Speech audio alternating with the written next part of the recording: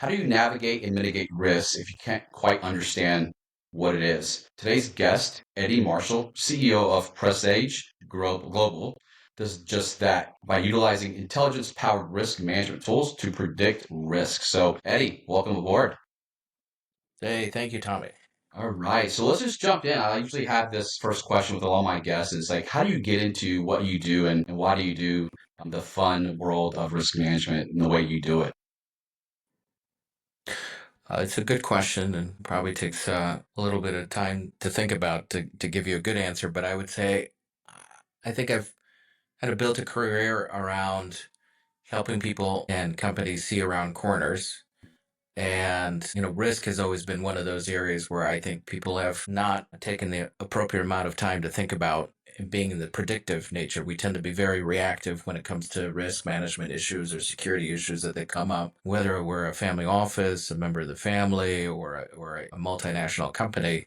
It's a challenge. Risk isn't something that's new to family offices in particular. I mean, people have developed risk management plans for millennia as they were working to support their and maintain their security, but they haven't had the need to deal with all of the technology that's out there. You have the Rockefellers of the world that had to be thinking about how to physical security and all these other things, but they didn't have to think about how to deal with social media for their children. Agreed. Agreed. Yeah. So that evolution of, we go from physical protection now to the use of AI and technology. And so specific to like family offices, since you brought that up, like what is it about family offices that seems to be more of a target these days with, because what I've seen in my practice is that we look at risk kind of almost like check the box, like, oh yeah, we've done that. We have some plan in place, right? To just to fill that niche and need. But you're talking about really actually diving in and understanding risk and really monitoring risk. And so within families, like what is it that's causing a lot of families to now kind of look at you guys and say, we need help. This is kind of getting over our skis here. And I think we're almost a magnet to this risk. Why is that? Well, I think part of it breaks down from an issue around the illusion of security, that families believe that they are secure when they've got areas that they can definitely improve upon. And I think that that leads to a lot of the issues that we've seen with families and over the years. And I would also say that you'll find this with a lot of high net worth individuals and family offices and everyone walking down the street is that we'll often trade convenience for trade security and for convenience, and that will, your ability to look at a problem and say that I'm willing to give up some security in order for this process to move faster creates an opportunity for a bad actor to take advantage of that. So I think that's a big issue that's come up, and I think that people have to be taking better care of that. And I think too often we think of wealthy families as being targets just because of they're wealthy, that there's some sort of the, you know, the Willie Sutton effect, that why do you rob banks? Because that's where the money is. Yes, that's a factor that plays into why family offices are particular security and risk management risk, but it's not the whole story. And it's myopic if you just think about that. Many times, family offices have very large assets that they manage, very complex operations, but they don't have the level of sophistication on the security side, nor the resources to put towards security at an enterprise level as you would at another institution. So big enough to target, big enough to be interesting for a bad actor, a hacker, insider threat issues, all the things that can come up with a family office, but often not resourced well enough to be able to defend against those risks. Yeah. And those risks, is that intentionally not putting resources towards those risks, or is it just the risks are just misunderstood and people need help to understand what like how to prioritize risk as well? Like how do you view it when families look at under resourced type of services?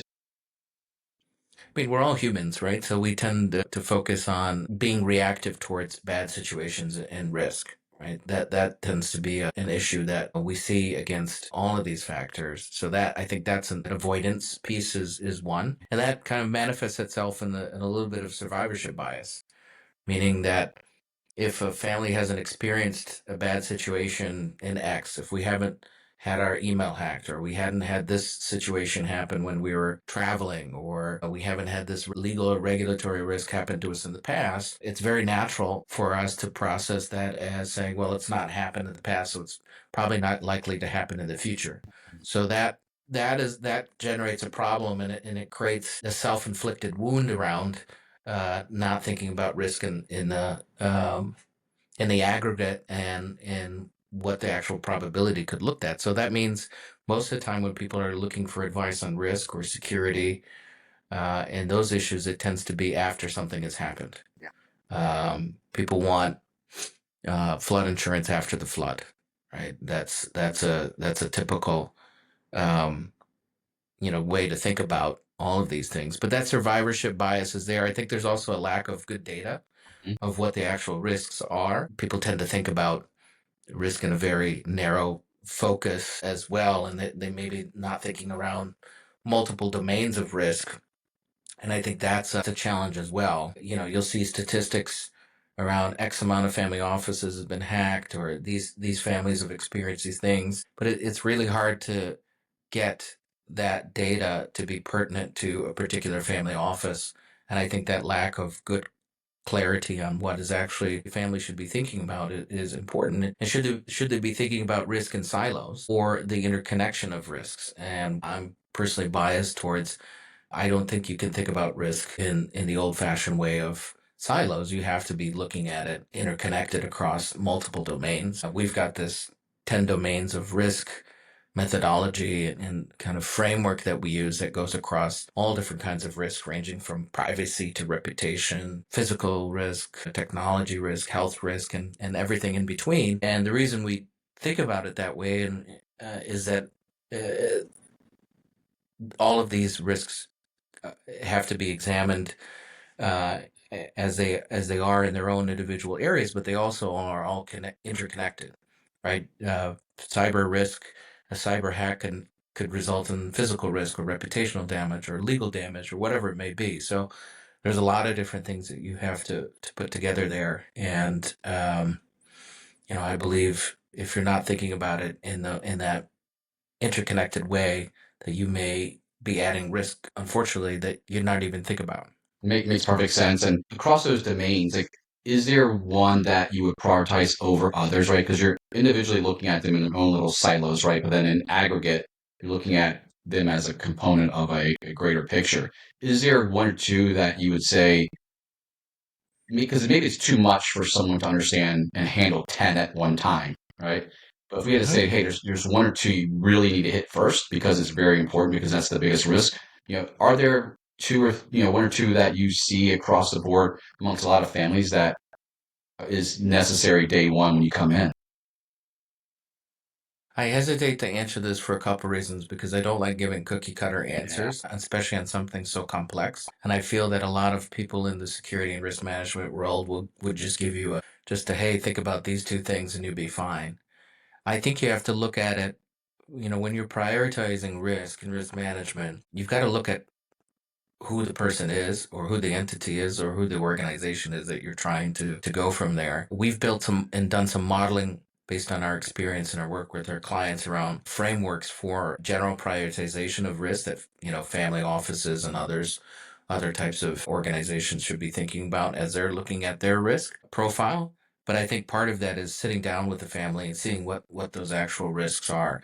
I think it would be easy to say technological risk, cyber risk is at the top of the stack, but you never know. You never know how that fits into all the different issues that a family office could be facing. Maybe they're not thinking about the physical risk that they face, and maybe that's introducing more technological risk that's there. But I think you ask a good question, and I'm sorry to not answer it as you might have wanted, but I think you've got to be able to sit down with someone, whoever that is, whoever's helping you with these issues, and really mark out what's important to you and where those issues are. Because too often, um, any kind of risk management or security company, or I guess all vendors are guilty of this, will just say a family will talk to them about issues that they have. Well, and then they'll come back to them and say, well, we've got a solution, and it happens to be the solution that they sell.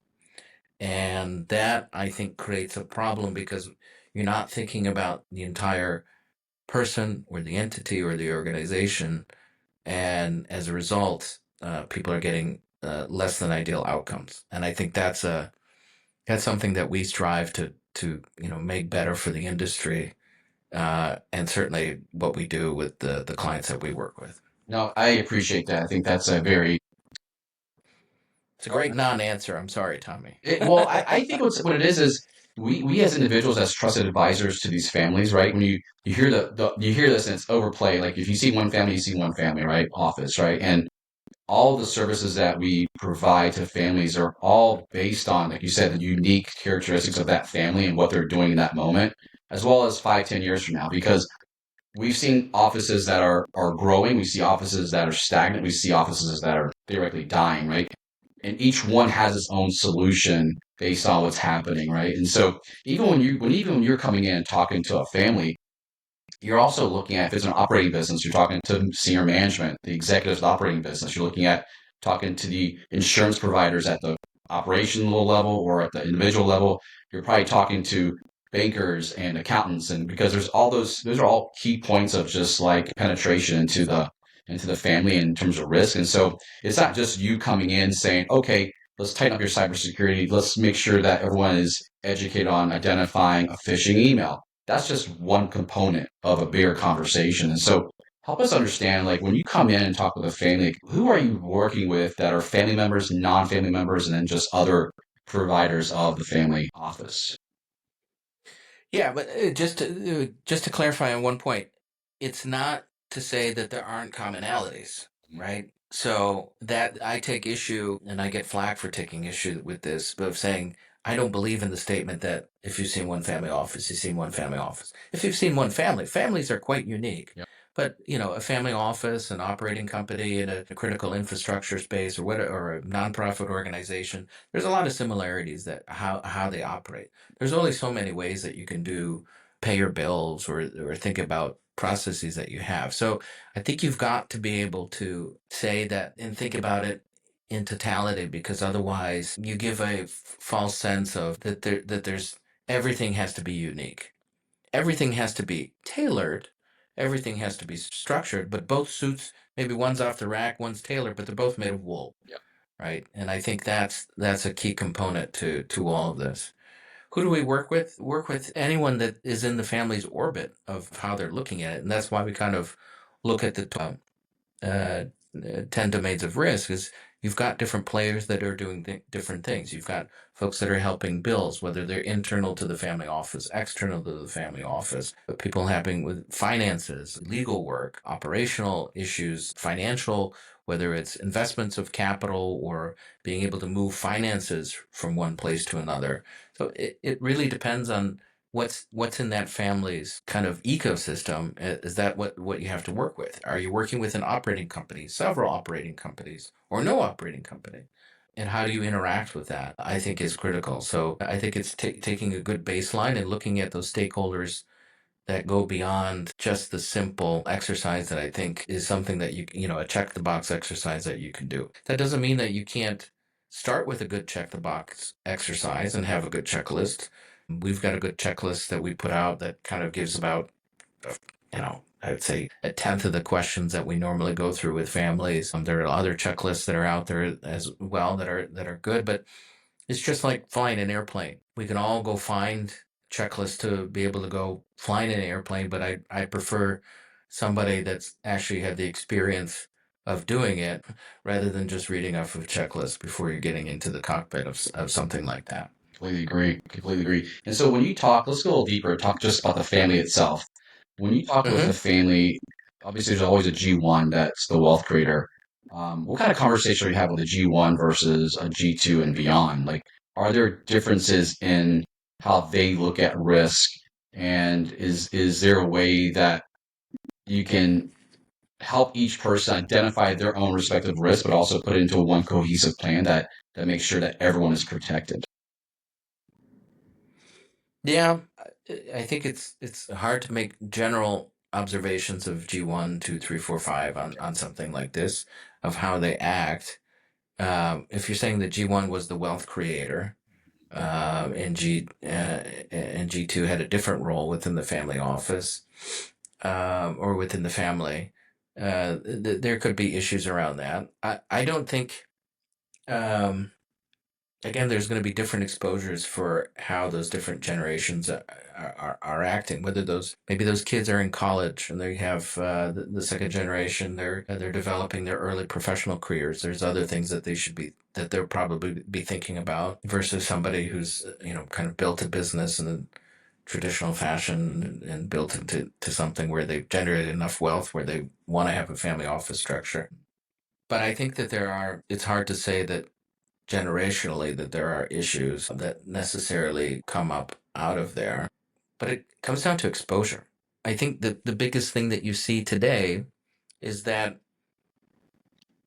it doesn't matter if you're G1 or G12, the ability for bad actors to go out there and start developing databases and collection efforts to attack your family office or your family or your business or your organization is made much more simple with the technology that's available today. Hmm. It's easier to gather that data. It's easier to put you on a list for collection of how they can passively collect information about you and your family. And when you have more members of your family, more members of your family office, more complexity in your life, now you're giving opportunities for bad guys to take advantage of that. That's not meant to draw some sort of paranoia that as your life is complex, it's more risky. I think everybody can understand that. But those are just things that you need to be proactive and think about, especially things that are very important to you and your family around reputational risk and others. Yeah, I hear you. And so at Presage Global, like you guys are looking at technology and to kind of assess risk and just be proactive with risk. Like, so what do you guys? What kind of started you to get into just starting your own firm and your own advisory firm and a group of individuals and just go after families? Like, what was that impetus that started that journey? Well, I think it goes back to what we talked about before is, I've made it a practice of trying to help the people that I'm working with or to try to see around corners. And one of those areas in particular that has been of interest to me, and then I've seen a large gap of services towards families and how they're looking at security and risk. So um, that gap is something that we thought that we could fill, and my partners and I, as we've kind of built the business, have seen that need, and I think there remains to be a large one there because a lot of the firms that deal in this space have a lot of great corporate experience Hmm. and working with large customers within that, but not as many have the experience of working with family offices, let alone family businesses or principals. So I think there's an area where we've been able to fill that gap through not just thought leadership that we put out there, but training. That's an area that we have found that families have a large desire is to be able to train, get that customized training to support that. Because if you're looking at security and risk management, most people look at it as a cost center. Training is a good way to be thinking about, in addition to obviously the most critical thing is to do regular assessments, but training is an area that people can see and wrap their head around as part of it. I think you also have this issue within the security industries that in between that and family offices, there's a vocabulary disconnect. There's a lot of jargon that's in the security and risk management world, and a lot of family offices don't have that translator that can speak to them on that. And as a result, they're also not able to understand what all tools and capabilities are available to them. And I think that puts them into a disadvantaged position as well. So not being able to understand it on their end. So we've been fortunate enough to work with some great family offices and companies and organizations to help them walk through that and act as that translator. Yeah. No, that makes perfect sense because it's easy just to be able to quantify, right, and justify the expense of putting a program in place, right? But you're bringing a perspective of something that could happen, right? And there's value associated with a potential down risk. And so if we think about like families that are growing and acquiring businesses, right? What kind of risks should they be looking at in terms of not only the the business itself, right? There's a reputational risk, there's a financial risk. Like, what other things should families be thinking about if they're in that growth phase, and where you guys can come in and really bring some of that deep bench and experience to help them? Yeah, I would say you want to be thinking about counterparty risk, who you're dealing with, who's on the other side of it. I think the internet is a wonderful thing that allows us to, as my kids like to say, search up everything that you can on that. And some people are very diligent about being able to do that in terms of internet and open source search. But there's so much information that's available that goes beyond a typical internet search, and it takes a real skilled analyst to be able to do that. And my concern is that a lot of people are not taking counterparty risk very seriously beyond some desktop diligence that they might be doing internally. That is a very the difference between what your diligence team is doing internally, or somebody's just doing some work on that, and somebody that's skilled at looking at it from an adversarial perspective, is night and day. And I think you see that also manifest in family offices, that many of them do some sort of a background check before somebody comes on board to the family office. But then the issue is that, we've found that 80% of family offices basically don't have an ongoing program to conduct background checks on individuals. So that's an issue that is fixable, and I think people are not seeing the importance of that, especially when you have a family office that has typically a smaller staff, or a multifamily office, and how they're looking at things. But a single family office has a smaller staff with a lot of access to a lot of different information and assets and things for a family. And those folks have a great amount of responsibility, and the ability for a family office to build a program around that, I think, is important. I think there's a huge difference in the levels of background checks that you see out there. It's very convenient to be able to say, we check the box, we paid an electronic vendor to produce an electronic background report on somebody. It was very inexpensive, and here's the results: 30, 40, 50 pages of stuff that some group found out there. I think the unfortunate part is that a lot of that information can be false positive or false negative, and it requires a lot of skill to be able to go through that, and doesn't cover all the bases. There's so much information that has to be gathered in a manual process because it just isn't available through an online tool. Yeah. And you have to think about, if you're going to do a background check on a vendor or an employee or on others, obviously respecting employee law, which varies by jurisdiction, you've got to be able to do a real sufficient test and examination there. And you got to have somebody skilled. It's just night and day. When we do these things, we call them vulnerability assessments. There are basically multiple levels of them.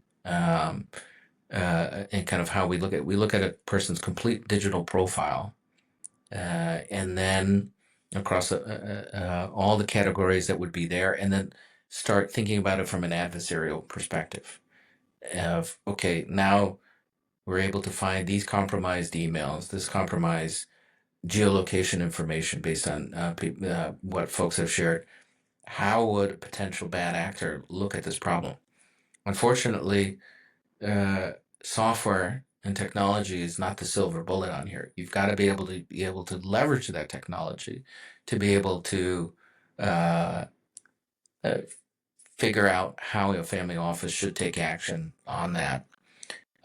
So that's another issue, is that this notion of software just being a silver bullet to fix these problems, it just doesn't work. The reports are so different. The methodology is so different. The technology is a wonderful thing, but it's a tool. And I think that is a challenge that I see a lot of families leaning on and getting a false sense of hope around technology.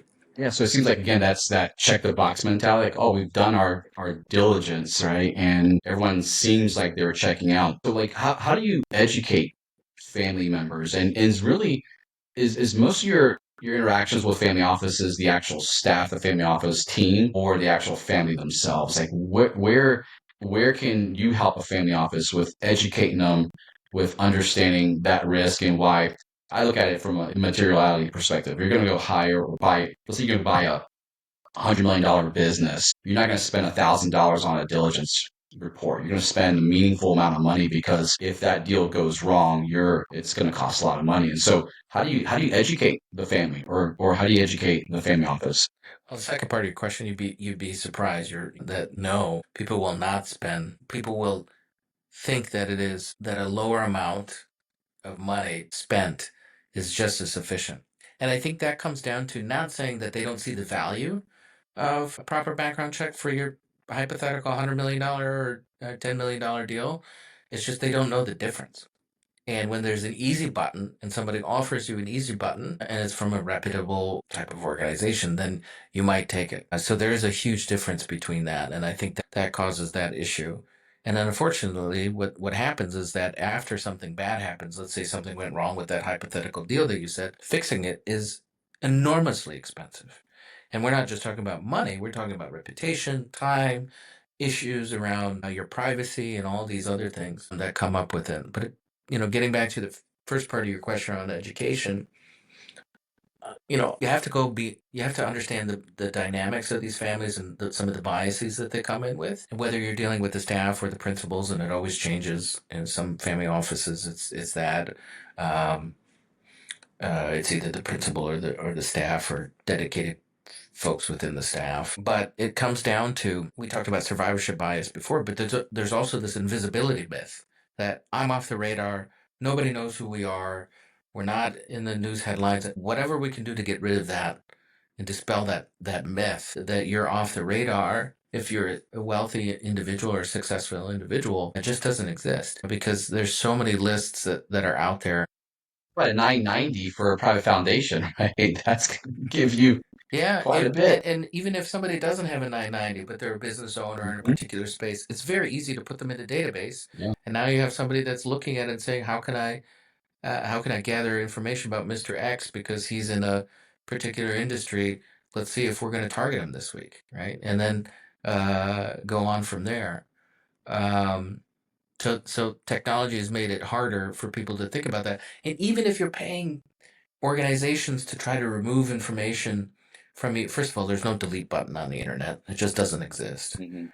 right? But there are services that allow you to, go to data brokers and ask for your information. You can go to a data broker and ask, there's a couple thousand of them in the United States. You can ask to have your information taken down. It probably will resurface in a couple of months. But that doesn't stop the information that's already out on the open web or deep web or dark web uh, that exists already about you because of the breaches that have been out there. And there's so many breaches. A couple thousand breaches in 2024 alone. You can't take that down. It's already spread around out there, and it's gotten to the hands of people that want to do nefarious things, and that makes it a challenge. You add in other factors that make it harder to validate people, including the use of artificial intelligence for deep fakes. Faking somebody's voice to either, I mean, there's a lot of different ways you could use it for. Fake, using a deep fake to pretend that somebody is there so you can do a voice activation for a wire. We've seen that with a family where somebody literally was able to convince the banker on the other end that they were that person on a callback. So think of all the steps that had to go into there. Being able to find that person's voice, finding that person's account, convincing the bank, being able to somehow, and without revealing how they did it, somehow get the call, intercept the callback, so it's on their phone of a bad actor and playing back that message. That's a lot of different layers. Yes, it And is. this is not a person who is super high profile. Yeah. So you think about those types of issues that come up, and it becomes a challenge for families to look at this. And unfortunately, I think for a lot of the people that are in the risk management space or securities, there's a lot of fear-based marketing. So as soon as you hear fear-based marketing and you're a sophisticated buyer in the past, you're like, I'm done. I don't want to deal with this. This just sounds like somebody's just trying to appeal to my negative things that could happen in this world. So either people ignore it or um, dismiss the person that it's coming from. And I think that's a problem too, because that creates a lot of those issues. But people are using this simple example of the deep fake on the voice to pretend to kidnap people Mhm. and using it to call relatives and say that convincingly that they've been kidnapped and that they need to be ransomed. So again, ransom and kidnapping, not new. Yeah. It's been around for a long, long time. Mhm.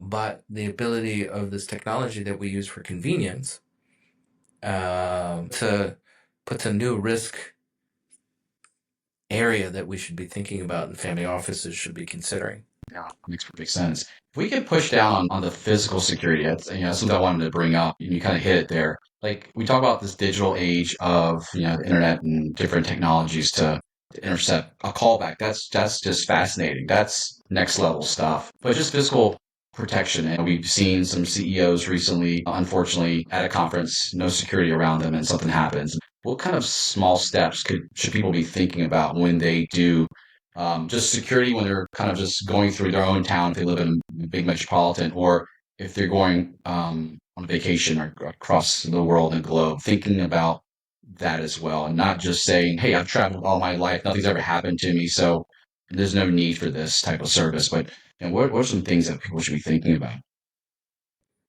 Well, a couple of different things, and I'll give you even a personal story. So my mother died last month, and when you look at what criminals have been looking at on for individuals who have recently passed, they're scanning the obituary and looking at obituaries of this issue. So, and this is just a story to be thinking about. Typically, when you release an obituary, if there's sophisticated criminals that are acting in that area, in like 2 to 5 days, somebody's going to come knocking at that residence because finding property records is not that challenging. Well, me kind of having this in the back of my mind, we didn't publish the obituary for a month after she passed. And 2 days later, like clockwork, comes somebody knocking on her door. So it's an area where people can be thinking about physical security around just issues that are so common. And so many things that you don't have to be thinking about executive protection around a corporate executive who was murdered last fall here in New York. So just even those small types of things tell you how sophisticated or relatively unsophisticated criminals are acting with being able to use that kind of digital information or using it regularly. Around the physical side. Another element of physical is really being able to uh, what information are you putting out there about yourself? What location information are you sharing about your routine? Those wonderful fitness tracker apps, what are they revealing about you? How does that look like? I think one area that people are not thinking about critically are drones. Drone technology certainly presents a whole bunch of different physical risks, not just from a surveillance perspective.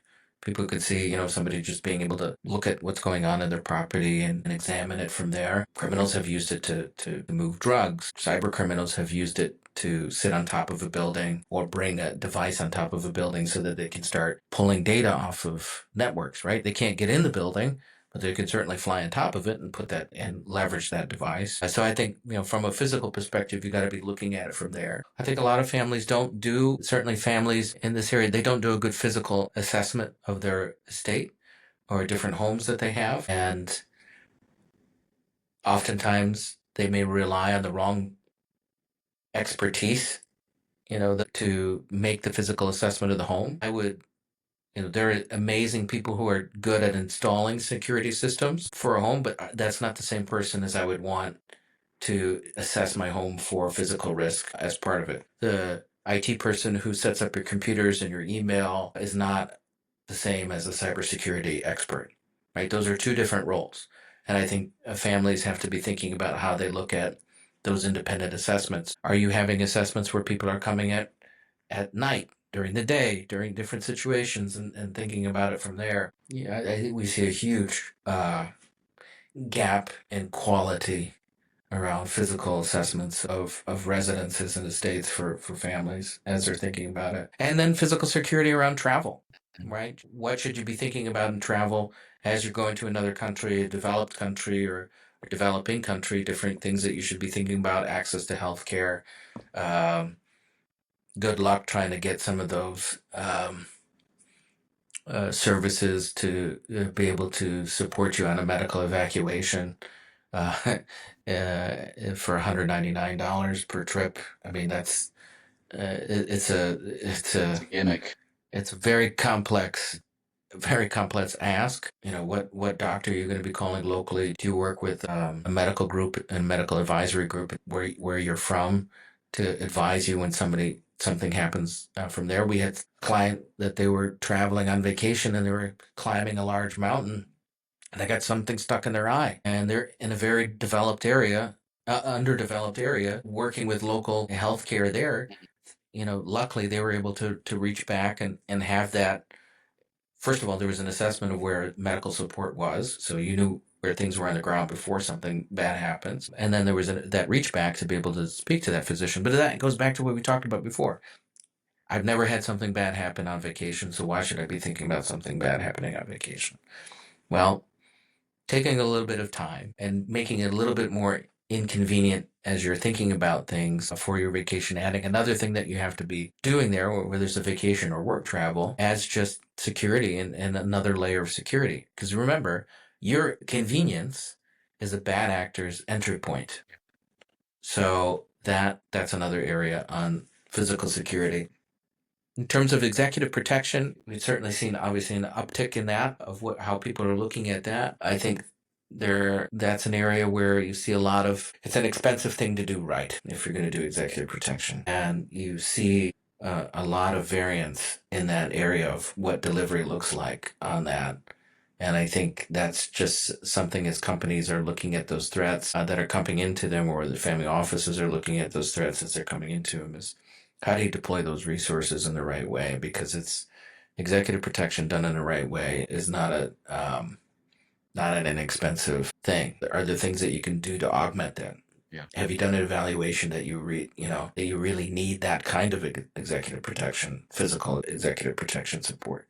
So a lot of different variables to be thinking about for a family on that front.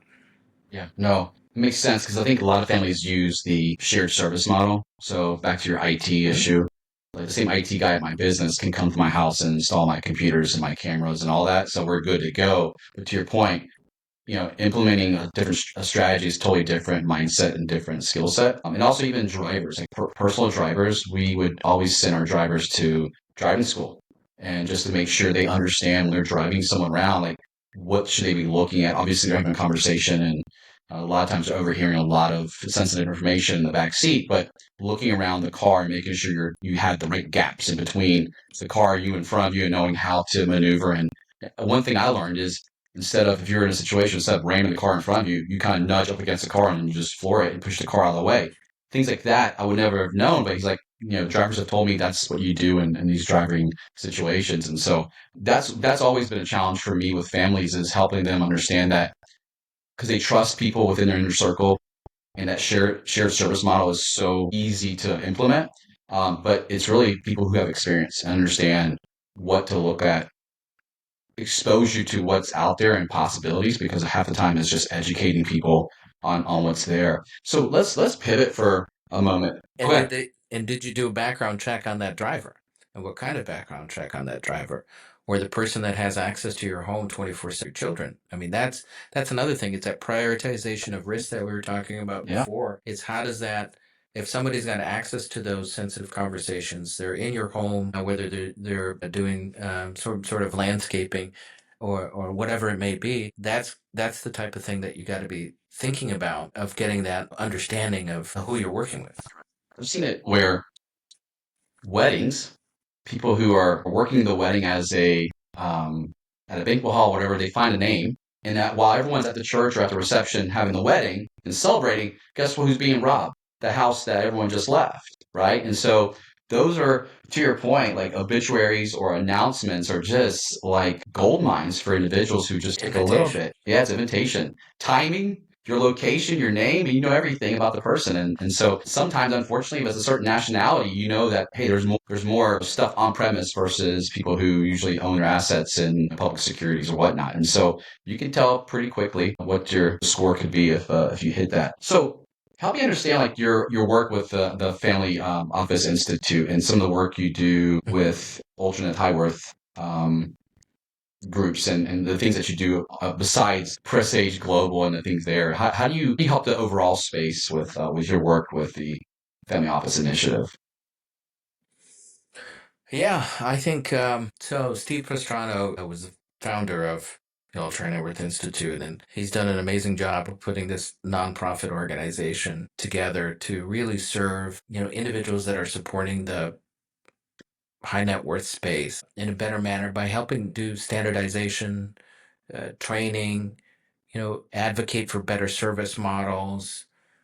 So there's a lot of scholarship that goes there. That people really collaborate, and you've got so many different people from so many different organizations collaborating. I don't know how Steve and the team pulled it all together, but they did, and it's a fantastic group.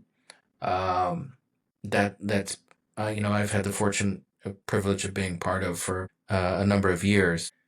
That notion of being a think tank, as not just a think tank, but also a do tank, right, is the ability that I think has been helpful. They've come up with domains of service that of how for multifamily offices should be thinking about and service providers to that industry. So they've done a lot of great work there. There's a great resource library for content that's created both there and from other organizations. I've been fortunate to help lead the single family office initiative there, and I think you're going to be seeing some interesting things come out of that later this summer. But that's another area of exploring of how can there be better support to that group. And I think that the benefit of the institute is it's a nonprofit, right? So it's not a organization that's got some sort of a marketing angle towards it. It is a nonprofit aimed at this. And I think it's been great. They just brought in another person to support on the single family office initiative in a more full-time capacity, because most of us are volunteers. I mean, the vast majority of the group are volunteers. So I think if anybody's looking, if you're a service provider in this space, it's a great resource and you should definitely look at it. And then for single family offices, stay tuned this summer for some exciting news coming out of there. Anything you can preview, let us know, like what that looks like, or any little tidbits.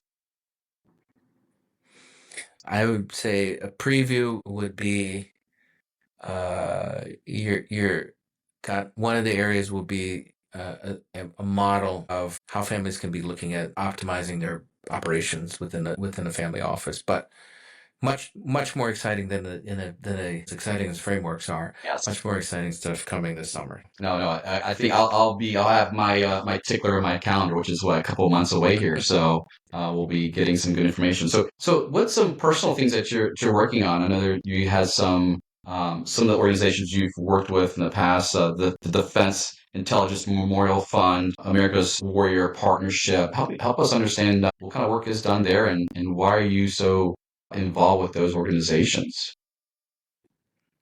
Well, I mean, I think those organizations speak for themselves. I mean, for me, I think an issue that certainly with AWP and the great work that Jim Lorraine has done supporting veterans around his model of community integration that he took out of his time in service, and the work that he's done there is really around the issue of preventing veteran suicide. Tremendous problem in the United States. And they have built a wonderful model for all the veteran service organizations in the country to support around looking at putting the veteran in the middle and then supporting that person through whatever the immediate need may be: education, employment, sport, access to other things, access to benefits, and access to other VSOs that they might be out there. So Jim and the team have done a fantastic job on that. They've done some really groundbreaking research into the causes of veteran suicide and how that looks like in different communities, and looking at preventative mechanisms. So I would encourage everybody to go to America's Warrior Partnership and check out the work that the Jim and team have done in that space, and it's a fantastic organization. I think it's you have to be thinking about those who are supporting all of us, and I think Jim has done an excellent job of being able to pull that. But that's I think that between that and all of the stuff at Presage, I think that probably sucks up all of my time, in addition to family, of course. Of course, family is definitely important there, and so any parting wisdom that you want to, as we kind of are concluding this podcast, anything that people should just be taking away in general, high level, thinking about just risk in general. I think if you start thinking about this as putting security into, by design into all of your processes, it can be much more simple than trying to have some overwhelming, large scale effort towards that. And it could be as simple as how you process documents.